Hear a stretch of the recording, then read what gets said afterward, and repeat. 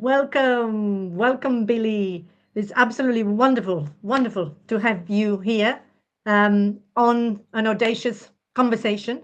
Yes, And we're going to go, as we said, with the flow in the ring on any of those sort of pillars of yes. courage, care, and non-conformity. So maybe just introduce yourself with something audacious. So let me show you the thing which is pretty audacious. There you go. That kind of pretty much says it all. So I started boxing as an 8-year-old young child, and I boxed for 23 years. I had my first contest when I was 11, and I had 138 fights in total as an amateur and a professional boxer.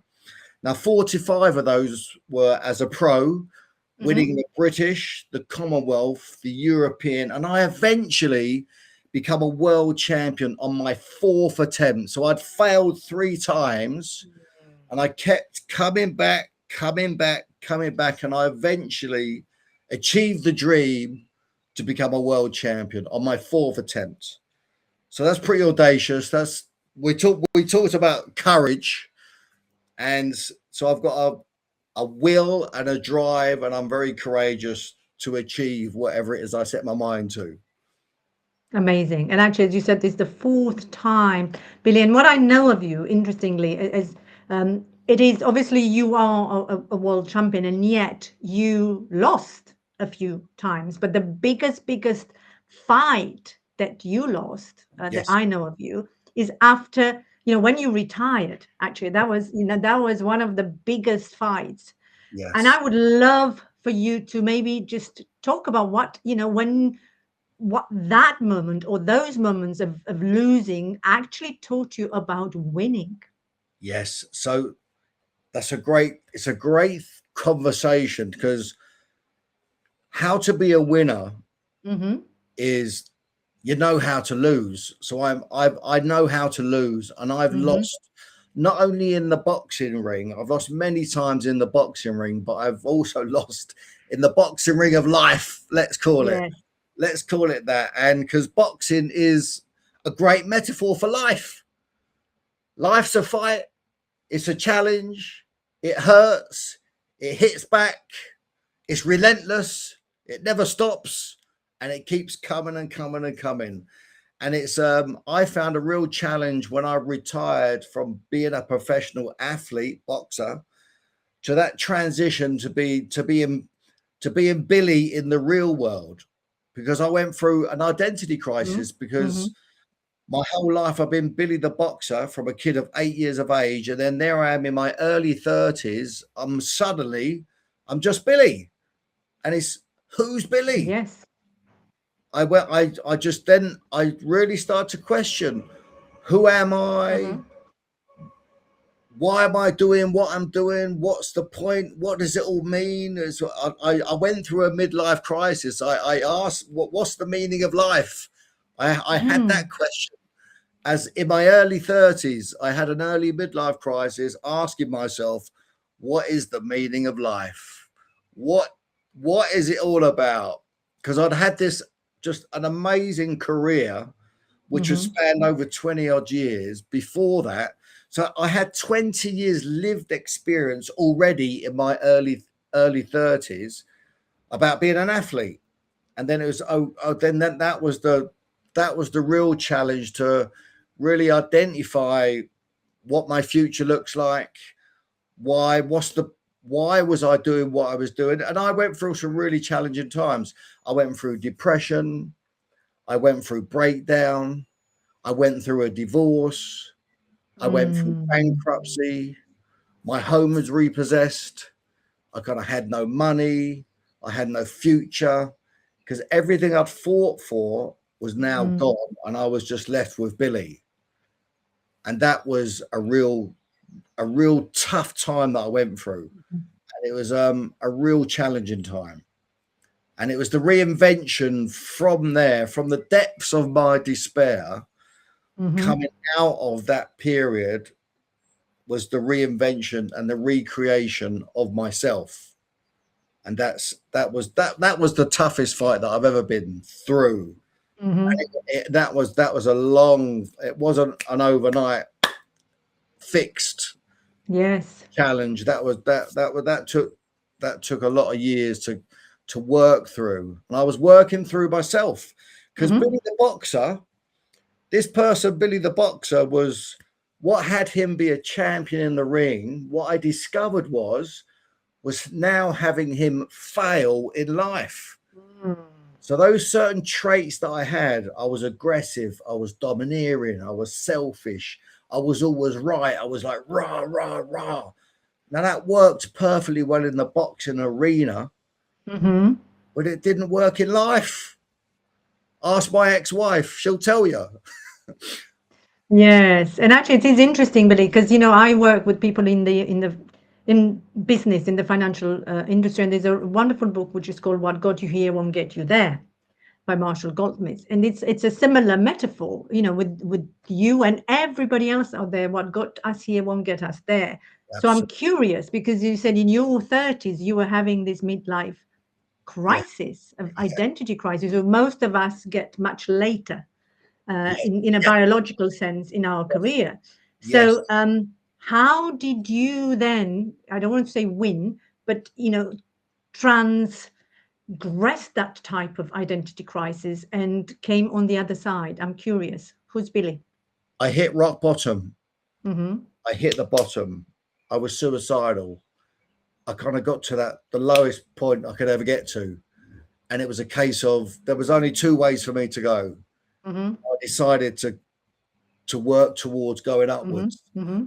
So then I went to work on myself because I realized, okay, Mm-hmm. that person, myself, that had me win over there in that area was having me fails, and I thought, oh, I looked in the mirror one day and I thought, your life is not working, and you know what? I think you've got something to do with it. You have something to do with this thing called your life, and the way that it's going and where it's going. Maybe you got something to do with it. So I took responsibility, which was a really big thing for Mm-hmm. me to do, was just to get and be responsible for what was going on in my life. Mm-hmm. 'Cause Mm-hmm. I ended up in a victim mentality because it was like I was looking outside of myself, my Mm. life to be different, and that obviously it wasn't outside of myself. It's an inside job, right? It's an inside job.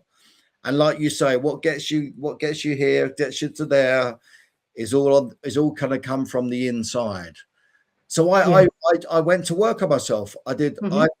I have done thousands and thousands of hours of trainings, developments, and with all different types of modalities, with all different types of world leaders in all different fields, from NLP to meditation to plant-based medicine to coaching to everything. I've looked and I've explored lots of different things to really Yes. kind of I just unraveled Billy the Boxer. Or And Billy, just Billy. yeah, The unravel and just find who Billy the Billy is. Yes. exactly, yeah. And that's the journey that I've been on for over 20 years now. So I have 20 years lived experience of being a boxer Mm-hmm. because I started very young. I'm very Yes. grateful. I'm very grateful. And then I've had over 20 years of lived experience of going through all types of therapy, all types of training, all different modalities of coaching to be here now. And I'm feeling happier, more fulfilled and satisfied than I've ever been. So I'm experiencing a 10 out of 10 life. And that is what I do with my people. Mm-hmm. I've got the lived experience and I share. I've got different processes and just different ways of doing things. Sure. And it's and obviously I'm coming from a fighting background. I've got that element, which Mm-hmm. fits with it doesn't fit with everybody, Sure. but it fits, it fits with certain people. With some, absolutely, as always, as we learn. But it's wonderful actually to listen to you and to hear. I mean, this is wonderful quote, which is attributed, I think, to Leo Tolstoy, is that everybody wants to change the world, yet nobody wants to change themselves. And it starts with us, of course. You know, the moment we change into who we want to be, everything, even the world around us, changes. And, you know, you are living sort of proof, as you said, hitting Yeah. rock bottom and then really coming from there upwards and onwards. And life, as we all know, when you've been on the planet for so many years, it's still the ups and the downs, the winning and the losing. You still have to lose to win. There's no other way. There's no other way. But Yeah. I'm curious, I know that you wrote a book recently, Yes. actually. Would be wonderful to, because I think you've got, you know, how to be a winner and, you know, what you've got, and you referred to some modalities, but, you know, you've got the sort of mental boxing method. And Yes. I'm curious. So the words. So my that's my Book. first book. That's the first one. Okay. And you can see mental boxing. So those two words came together while I was Mm-hmm. going through that crisis period. Sure. I realized that I was in a constant mental boxing battle with Mm-hmm. myself, and it was the internal battle with the voice in my head, Sure. and that was a constant. So those two words Mm. came together, mental boxing, during that period. So that was my first book, and then this is my second book, How to Be a Winner, which Yes. I would love to give to the listeners. They can download it for free as a little gift for them Oh, tuning thank in. you. So that I'd love to do that. And so again, yeah, We'll how do that actually, Billy. Thank you. That's very generous of you. So what we'll do, I think, for anybody who's listening now, or probably most people who will listen yes, afterwards, we'll do yes, it as this is live on LinkedIn right now, but we will do as at yes, the end in the notes, we'll put a link to that. That's wonderful. Thank you. absolutely, yeah. So that was that. This is my second book, and I've got two more books in the making as well. Of So course. it's just it was just a real in-depth look at what it was that had me be a winner.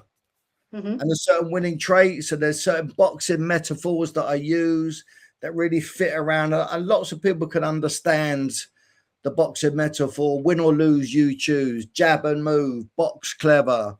It's like fight for what you want. There's lots of boxing language in there, but it's relatable. As Yes. and as I mentioned earlier, boxing life is a battle. It's a challenge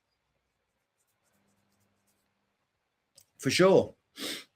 For sure. And actually, you and I were talking. I just said to you that, you know, I came back last night from our Audacious Leaders Retreats in Transylvania. It's an event that we have 4 days every year. This has been our 6th year. And what I find, I'm sure that you will relate with that, or to that rather, is, you know, all of the people that come, they work with you, that work with me, they are uh, business leaders. They're extraordinary. They don't lack the skill, you know, they don't lack the competence, but what happens is they get stuck in their own stories. That's where they get stuck. So I'm curious, because that's really some of the work that you do, is how do you get them to come out of that story that you've been part of anyway? Here, may I use a bit of foul language? Just it's appropriate, right? Sure. Right. I'll So trust you. trust me, yeah, trust me. So here's the thing. I spent all of my life from a kid of 8 years of age, having my first contest 11, all the so for over 20 years, my intention was to fuck people up. Excuse me. Mm, Please excuse me, we'll right? cut it out. Yes. About that was my intention. So as a professional boxer, Mm, you go into the ring to cause bodily damage. mm-hmm, Now, boxing is a beautiful, brutal business. It's dangerous. mm-hmm. People get killed in the ring. Yes. I know people have been killed. I know people have been permanently brain damaged. It's it's it's all the things that people say it's barbaric. It's all of that stuff, as well as Sure. being a beautiful, noble art. So Mm-hmm. however you choose to view boxing, whatever lens that you choose to view Mm-hmm. it through, that's your choice. Sure.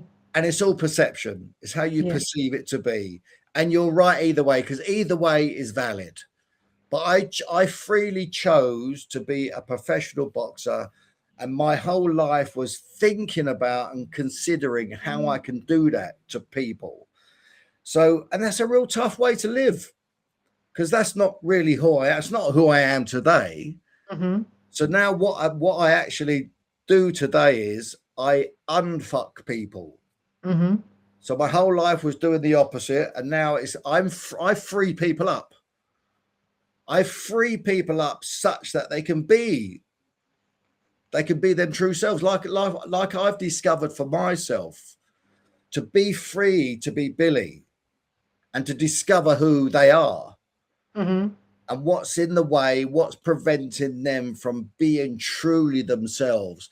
Because once you are truly yourself, and if you get to experience life as a 10 out of 10, which is available and is possible. I know it's a made up thing, the where are you on a scale of 0 to 10?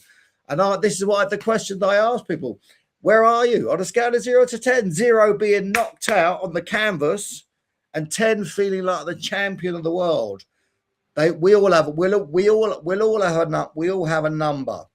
Sure. So what I do is I get people to experience a 10 out of 10, and that for me that's a beautiful art, and it's a beautiful way of really allowing people to really truly tap into their true selves.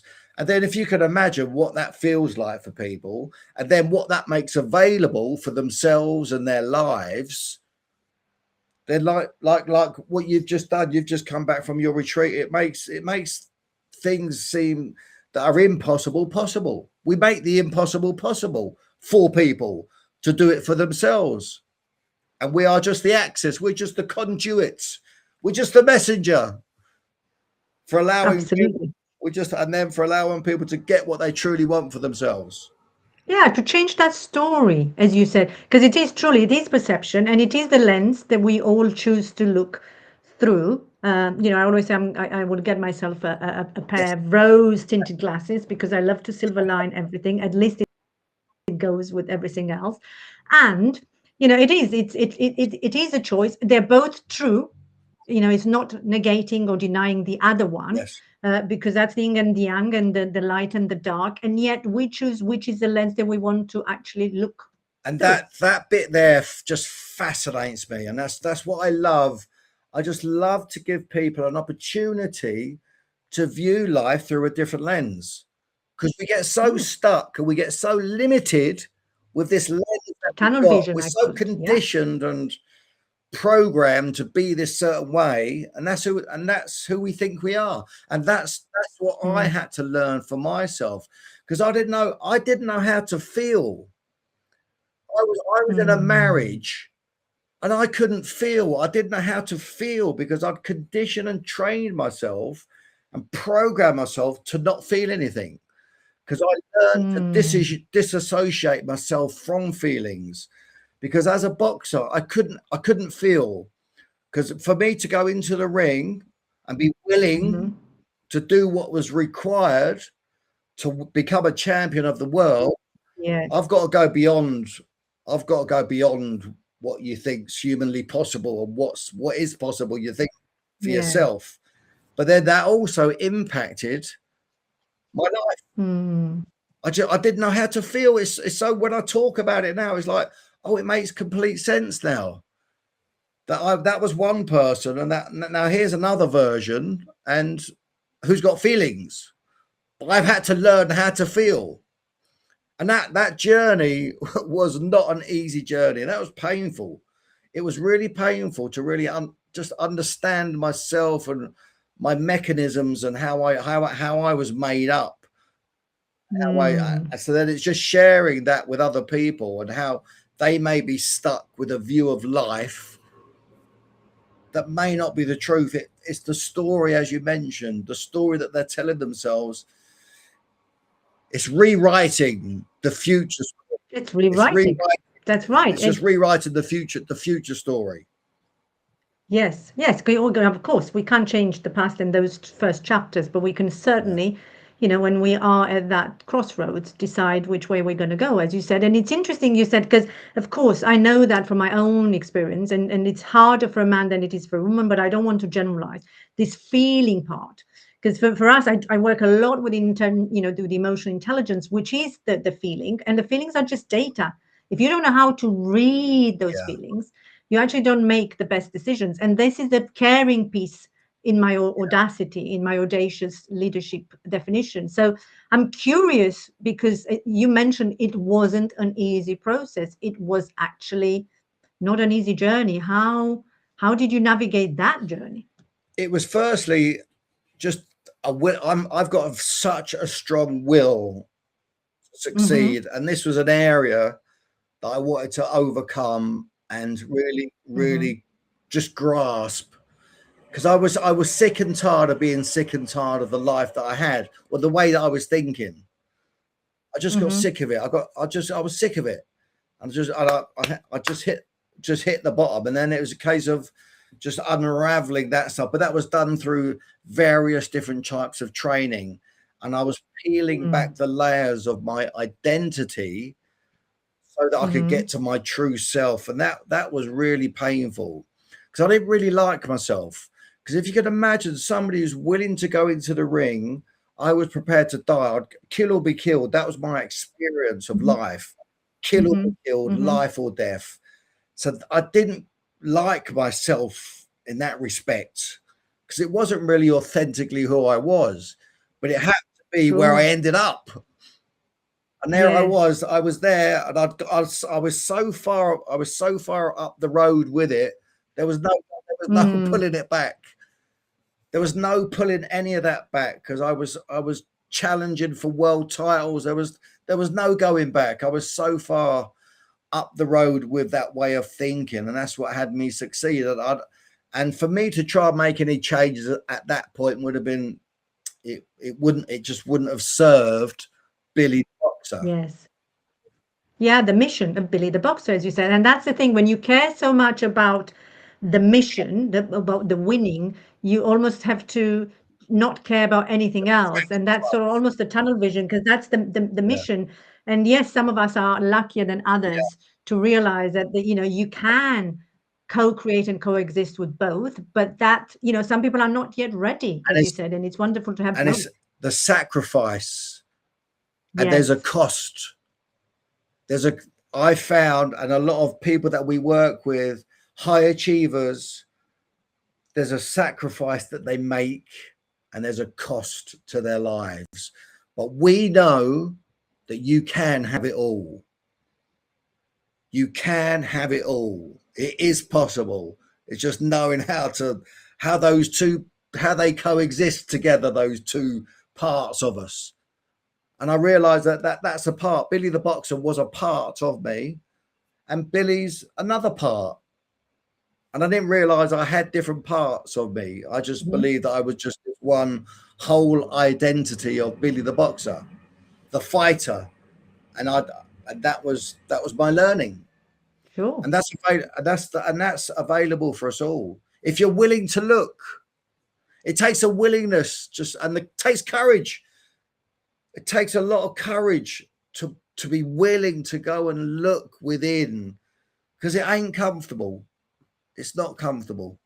And I love that. What for me, one of the things that I always say is, what are you willing to lose actually in order to win Yeah, something? There is a cost to everything. There is a cost yeah, to anything and everything. And so therefore, when one of our sort of dear friends, Varian, would say, if you are, what you're not willing to lose will have power over you. So yeah. the best, I suppose, fights, battles is when you go in with that willingness to lose, as you said, be prepared either way, and Yes, yet be committed to winning and detach from it. that's beautiful, beautiful. Yes, being committed but not attached, because that's what I never had. I didn't have that. I was so Hmm. committed to becoming a world champion. That's why I eventually won it in my fourth attempt. But I was so attached because when I got it, it just it didn't it didn't have the meaning that I thought it was going to have. I ended up in hospital. Hmm.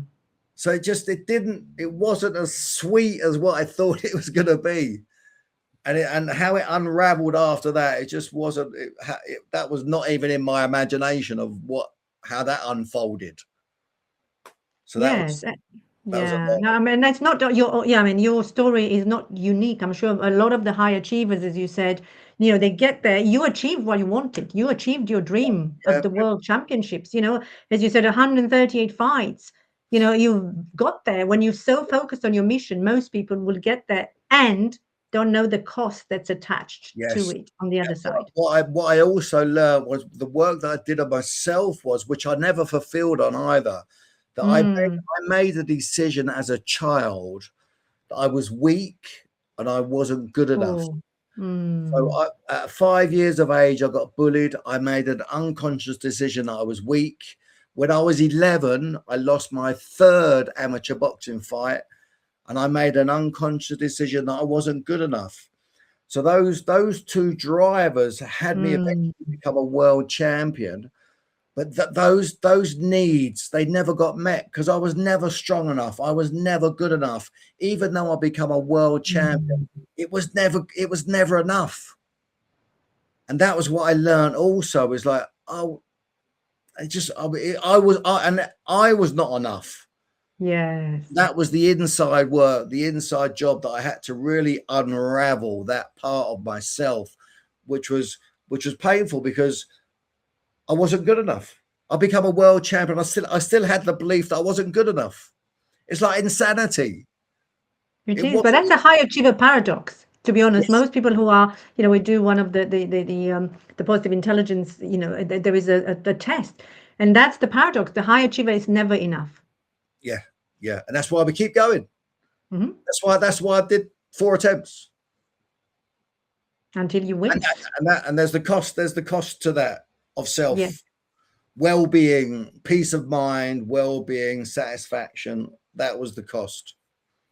And as you said, there is. I mean, there is, and it's a high cost, and some people, might not realize that there is an alternative. They Yeah. are the sort of lucky ones. They're willing to do that work on themselves. They're Yeah. willing to go down that path, Yeah. and that's the beautiful story behind it. That you can rewrite the story. Yeah. At least the future story, as you said. Yes. So a lot So of as people, we're getting close, yeah. Billy, I just wanted to ask you one last question, actually. 'Cause, I mean, I would love because for anybody who's listening to us, rather now or later, what would be the advice to them if they are sitting outside of that ring of Yes. life properly, to find that fulfillment, to find the happiness, what would you tell them?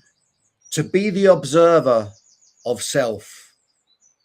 If Hmm. you could take some moments. I'm big into meditation.